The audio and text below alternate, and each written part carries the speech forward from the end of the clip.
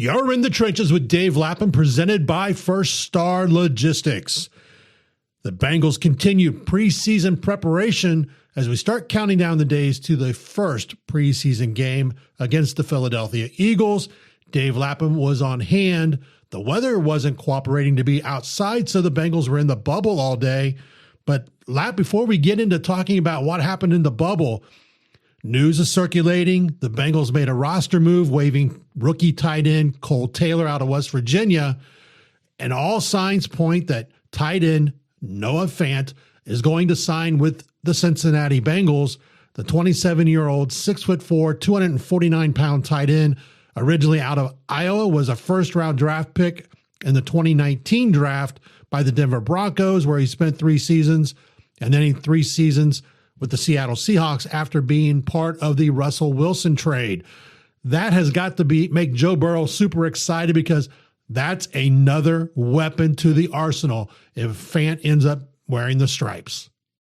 Absolutely, Dave. And you look at it, first round draft pick out of Iowa.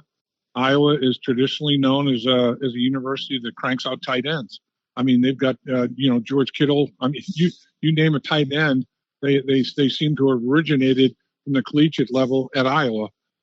So they do a great job of growing, developing tight ends at Iowa. And Fant is another one of them. And like you talked about, 6 years in the league, good sized guy, 6'4", about 250 pounds. He can run. He's a veteran tight end, so he can work with some of the younger guys. You do have Drew Sample in there as a veteran tight end as well. Mike Gesicki, another veteran. So you get 3 older guys that have got a lot of experience in the National Football League, and obviously Sample and Gesicki mostly with the Cincinnati Bengals. Gesicki a little bit with the Miami Dolphins, but Fant comes in and he's got to learn the Bengals scheme, the Bengals offense, the way the Bengals attack defenses with their tight end, how they utilize the tight end to take advantage of the middle of the football field and win one-on-one matchups there. If the defenses are going to cheat and double team their great receivers on the outside, they want to have a tight end, and Mike Gesicki being one of the best in the National Football League to run routes in the middle of the football field, find lanes, find seams, find openings, settle into those bad boys, and let Joe Burrow find you and catch the football. And they feel like Fant can do, that type of thing as well. He is a big physical guy that can block as well. So you can never have enough tight ends that will give you something in the passing attack, but then also in turn, be able to get after it on first and second down when you might want to run the football and anchor defenses and get after them a little bit physically. Yeah, Zach Taylor had a press conference today, and basically the first question was about Fant, where he could not actually talk about Noah Fant, but the reference was, you must have learned something by having Eric All last season, who's out for the season, recovering again from another surgery, that made Fant very a player of interest and maybe a want. And Zach, without saying Noah Fant's name, was shaking his head and talked about what that type of player brings to the Bengals offense. And having watched a little bit of film of Fant from last season, he loves to work the middle of the field. He does. And the common denominator with Eric All and Noah Fant is Iowa. Both those guys played their college football at Iowa. Both those guys come to the National Football League having been, grown and bred as such as a tight end at Iowa, and that means a two-way tight end. You got to be able to do both to play tight end at Iowa. They don't want just receivers. They don't want guys to, basically want to line up as slot receivers and run routes and catch the football and be pretty boys. They want guys to get their nose, dirty and get after it in terms of the end of the line of scrimmage, put your hand in the dirt and knock people around and try to make a statement physically and be part of an outstanding running game and be part of a very physical offensive line, an extension of that offensive line, one more spot at the tight end position. So I think they feel like, Eric All is now, he's out for the year. He's on the shelf. Noah Fant has the same type of background, the same type of training, the same type of football DNA as such, having played his college football at Iowa and having more NFL experience, obviously, than Eric All. But I think that's a very big factor in why they had an interest in Noah Fant to begin with. And I think that, they want to give the tight end position every weapon that they possibly can to be a huge factor in game planning to take advantage of opponents on a week-by-week basis. Noah Fant plays 92 games in his NFL career, 82 career starts, 288 receptions for 3,149 yards, 15 touchdowns. And let's move right from Noah Fant into what happened on the field in the bubble today, because those 15 touchdowns, like we said, Joe Burrow has got to be super excited, adding another weapon. And you feel, and Joe has said it in his own presser he had, that he feels he's throwing the football the best he's ever thrown it since arriving in the NFL. You agreed with that in a recent episode we did on In the Trenches with Dave Lapham. And that has continued as the Bengals continue their preseason training camp. Absolutely, Dave. He keeps stacking great performances. That's the thing. He doesn't have, a practice where, man, he was lights out. And then the next practice, boy, oof, I don't know, boy. He had his moments, but he had other moments that weren't very pretty whatsoever. It's never like that with him. I mean, he just continues to have snap after snap of football excellence. I mean, it's amazing. It's amazing what he's doing. It's amazing when he's in the pocket, when he surveys the football field, how quickly he diagnoses what Al Golden's defenses are trying to do. And Al Golden's trying to do a lot of things back there. He's running a lot of different coverages, a lot of different combination coverages. So he's not making it easy on the quarterback position, but Joe Burrow's making it look like a walk in the park, man. And then when he diagnoses it as quickly as he does, like immediately, then he throws the football. It's premier. I mean, it's like you don't really see it. He's superhuman. He throws the football with such accuracy and so easily. I mean, it just comes out of his hand so smoothly, and the accuracy that he throws the football is just mind-boggling. He'll put it right on a shoulder pad, that right shoulder pad, 35 yards down the football field as the receiver's running on a 45-degree angle out to the sideline. Boom, right there, right on that shoulder pad. If he's running a route in the middle of the football field, then runs a little angle route toward the pylon in the red zone. Boom, right on that shoulder pad. He's remarkable in how well he can throw the football and how catchable a football he throws. I mean, you hear receivers talk about that a lot. It's like, man, the thing about Joe that you got to love is his football. He's got some zip on it. He's got some RPMs on it. But man, it's catchable, and that's a unique talent. And the part of it is, he puts in spots where it is easier to catch the football. He doesn't challenge guys having to make, fully stretch their bodies, to the very last half inch and try to make a fingertip catch. He doesn't do that kind of thing.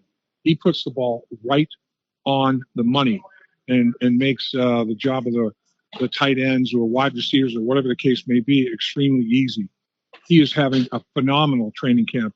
I think he's probably having the best training camp he's ever had. And, here's a guy that's played at the Pro Bowl. He's a Pro Bowl level guy. And I think he's an MVP caliber player. I think he's a top candidate for the MVP.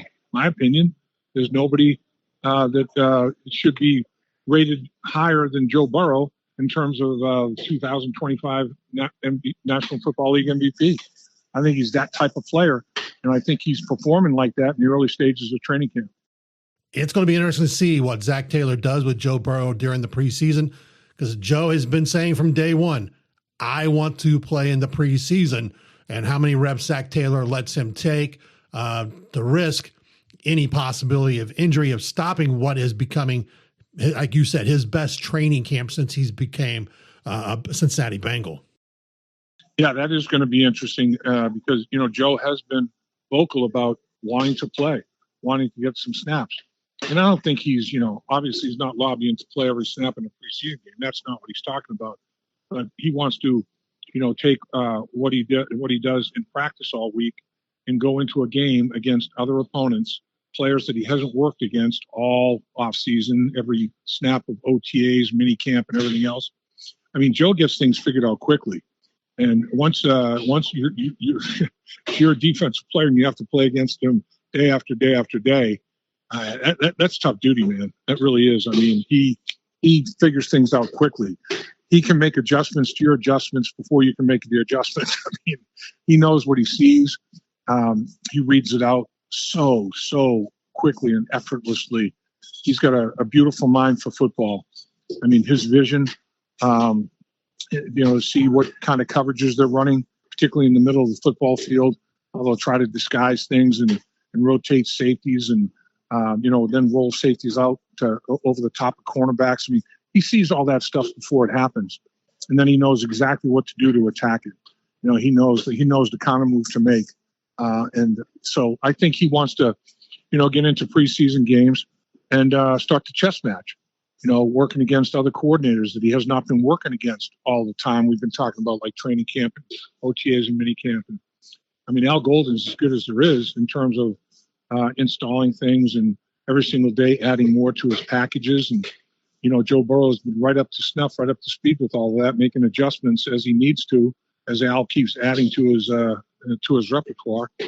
So, for Joe to go out there in the preseason, go against the defensive coordinator he hasn't seen, for all those reps, and players that he hasn't practiced against for all those reps, that's the last phase of getting ready for the NFL regular season. Paul Brown used to say, there's 3 different levels of tempo in the National Football League: preseason game tempo, regular season game tempo, and playoff game tempo. And they're very, very different. They're extremely and uniquely different. So, the way you have to be ready, though, for the regular season is to ramp up with the preseason and get that under your belt, and take the intensity that you've taken to the practice field every single day, ramp it up a little bit for the preseason games, and ramp it up again for the regular season, ramp it up a third time for the postseason, and hopefully take it all the way, ride it all the way into the Super Bowl. And I think that's Joe Burrow's goal, and I think it should be, because he's as good as there is. You're in the trenches with Dave Lapham, presented by First Star Logistics. First Star Logistics, an awesome place to be employed by. Be sure to learn more about First Star Logistics and possible career opportunities for you by visiting firststarlogistics.com. Lap and I both can attest to how great the company is. We get to go down and work out of the First Star Logistics studios, and we just have a great time every time we go down there. Dave, let's continue talking about what the Bengals are doing, and they did on the bubble today, and move to defense. All the drama. Trey Hendrickson's in camp, still working on finishing it out, kind of like the Jamar Chase a year ago, get that contract organized with the Bengals organization. But you feel that as this camp has continued, the defense is finally figuring out exactly what Al Golden expects out of them. Dave, I couldn't agree with you more. I think you've hit the nail right on the head. I think the defensive improvement is going to be the thing that takes the Cincinnati Bengals to the Super Bowl. And in my mind, there's no football team that is more talented than what the Cincinnati Bengals are going to be putting on the football field. And, I think Al Golden realizes that he's got a defensive unit. He's got and guys on that defensive unit that are thirsting for that type of success. And they know he's the type of defensive leader that can take them there. They know what he was like when he was with the Cincinnati Bengals prior to as a linebacker coach. And they know his fire and desire to be successful in the game of football.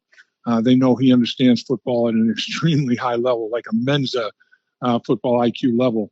And Al Golden, with that said, even though he understands football at the highest possible level that you can understand it, he can break it down to the simplest form. I mean, he's a great teacher, and great teachers make it easy. Great teachers take complexity and make it simple. And that's what Al Golden, I think, thrives at doing. I mean, he's somebody that, really respects the profession of teaching. He considers himself to be a teacher of the game of football to his players. His players respect him for that.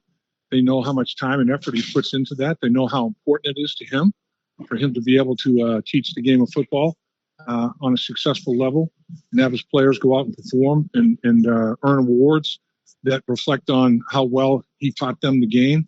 And, it's going to be interesting to watch how this defensive football team performs, how they get better on a week-to-week basis in this 2025 season. And like we talked about earlier, how well they handle the AFC North. I mean, this division is tough. It's physical. It's what it's all about. I don't think there's a more physical division, top to bottom. Every single team in the AFC North, Pittsburgh Steelers, the Baltimore Ravens, the Cleveland Browns, all play with tremendous physicality. And the Cincinnati Bengals know that. I mean, they've been working against it year in and year out for many, many years.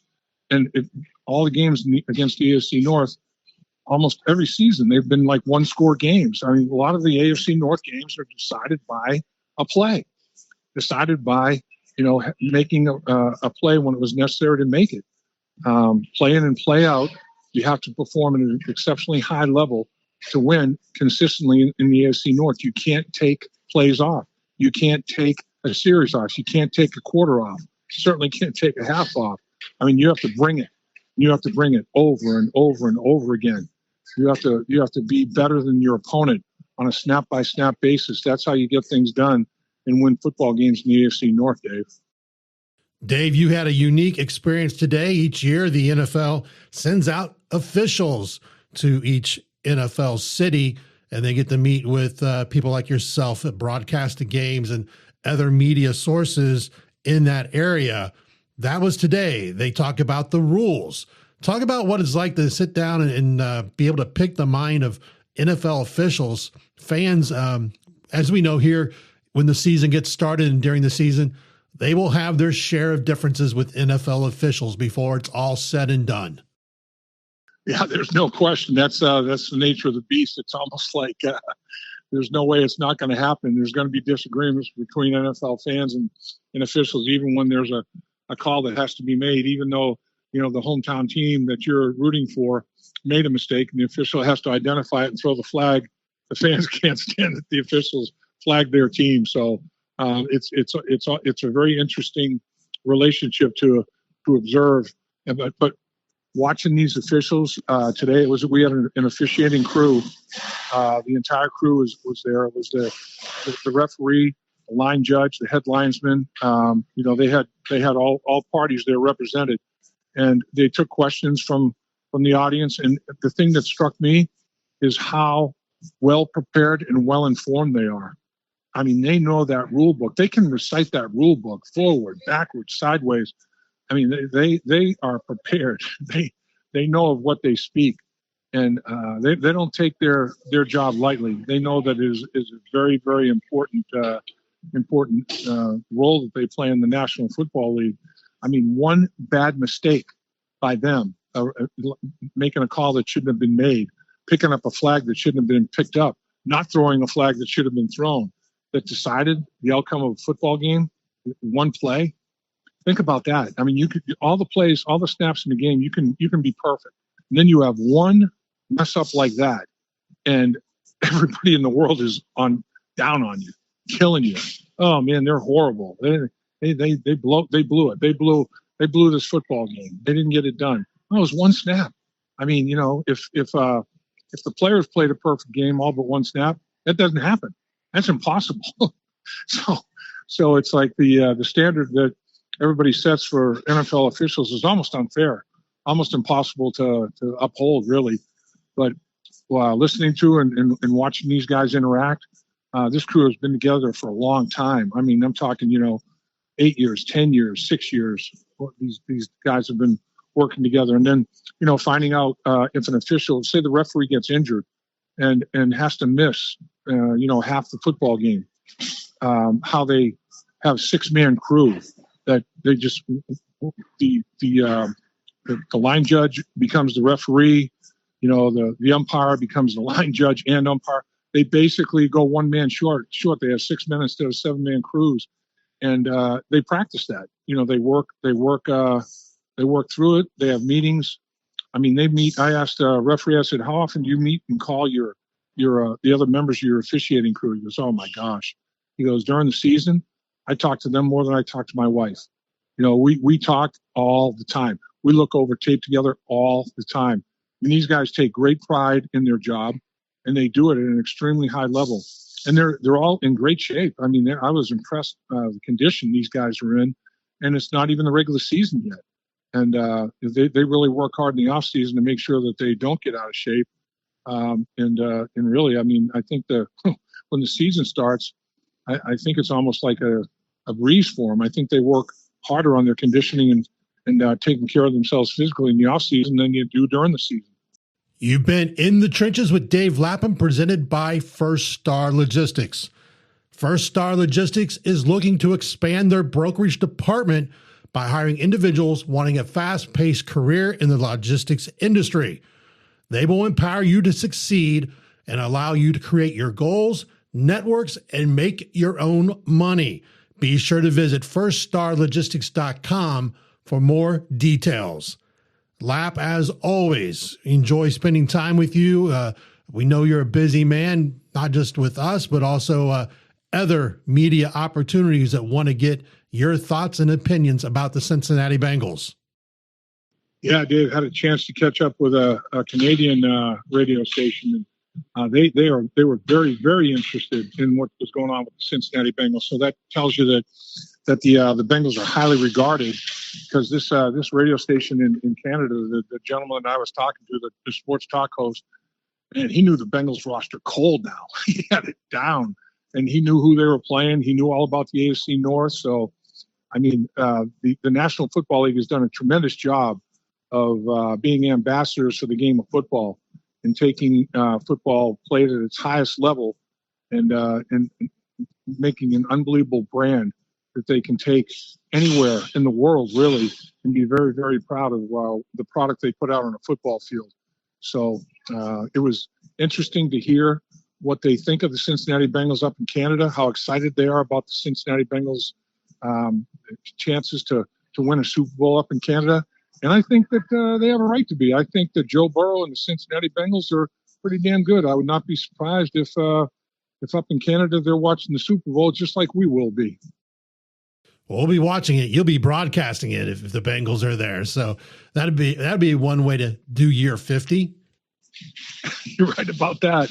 No question. I mean, that would be I can't think of a better, I don't know, a better way to remember the 50th anniversary of football with the Cincinnati Bengals is to broadcast the Super Bowl and have the Bengals come out the winner. They have not been able to do that yet. They've been to the Super Bowl 3 times, came out as losers all 3 times, but every single game was pretty well contested. Particularly 2 of them were.